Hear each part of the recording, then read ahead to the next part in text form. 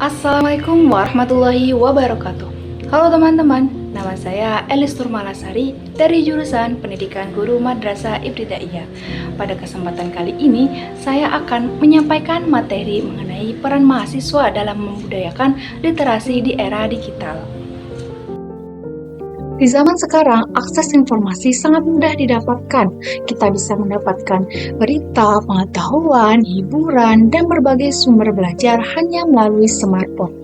Namun, kemudahan ini juga membawa tantangan besar seperti banjirnya informasi, adanya hoaks, dan menurunnya minat membaca teks mendalam. Nah, disinilah peran mahasiswa menjadi sangat penting. Contoh perannya yang pertama ada mahasiswa sebagai agen perubahan. Mahasiswa sering disebut sebagai agent of change, yang artinya mahasiswa bukan hanya mencari ilmu, tapi juga membawa dampak bagi lingkungannya. Dalam konteks literasi digital, mahasiswa dapat menjadi contoh dalam 1. Membiasakan membaca sumber yang kredibel. 2. Mengolah informasi secara kritis. 3. Mengedukasi masyarakat tentang pentingnya literasi. Peran mahasiswa yang kedua ada mahasiswa sebagai penggerak literasi digital. Mahasiswa memiliki akses luas terhadap teknologi, maka ada beberapa hal yang bisa dilakukan. 1. Membuat konten edukatif, misalnya melalui Instagram, TikTok, YouTube, atau blog. Konten sederhana seperti rangkuman buku, tips belajar, atau informasi pengetahuan umum sudah termasuk upaya membangun budaya literasi. 2. Terlibat dalam kegiatan literasi. Jadi, mahasiswa bisa mengikuti atau menjadi relawan di taman baca, komunitas menulis, kampanye anti-hoaks, atau gerakan literasi kampus. 3. Mengajak teman sebaya untuk literasi. Kadang budaya literasi lebih mudah terbentuk jika dimulai dari lingkungan dekat, misalnya kelompok belajar, teman kelas, atau organisasi kampus. Peran yang ketiga, mahasiswa sebagai penyaring informasi.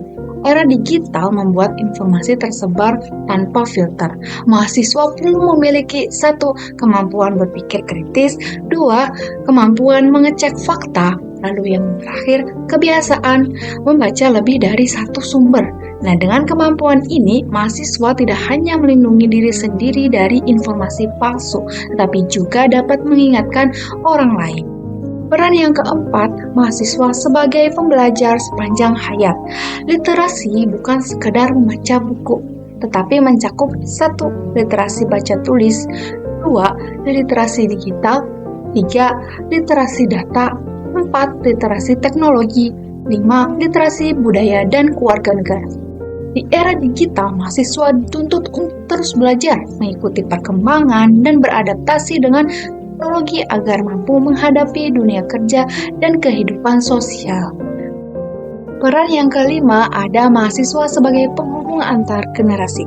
Mahasiswa berada di tengah-tengah dua kelompok antara generasi muda yang sangat digital dan generasi orang tua yang masih belajar teknologi. Karena itu, mahasiswa berperan sebagai jembatan komunikasi.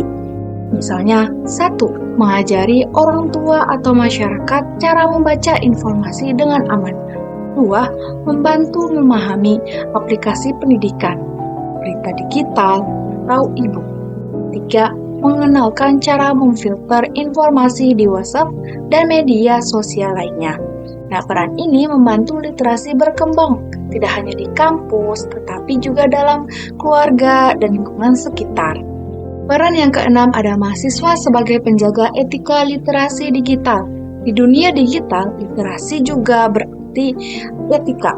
Mahasiswa berperan dalam 1. Menghindari plagiarisme, 2. Mengutip sumber dengan benar, 3. Menggunakan AI secara bertanggung jawab, 4.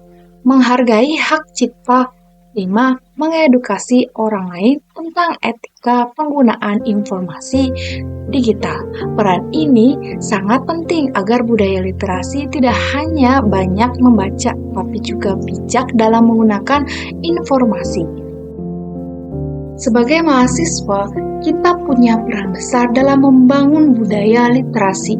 Tidak harus melakukan hal besar. kebiasaan kecil seperti membaca 10-15 menit sehari, membagikan informasi bermanfaat, atau memilih konten edukatif daripada konten yang tidak berguna sudah termasuk kontribusi penting. Dengan membiasakan diri untuk literat, kita bukan hanya meningkatkan kualitas diri, tetapi juga membantu membangun masyarakat yang lebih cerdas dan kritis. Sekian pemaparan dari saya. Terima kasih atas perhatiannya teman-teman. Wassalamualaikum warahmatullahi wabarakatuh.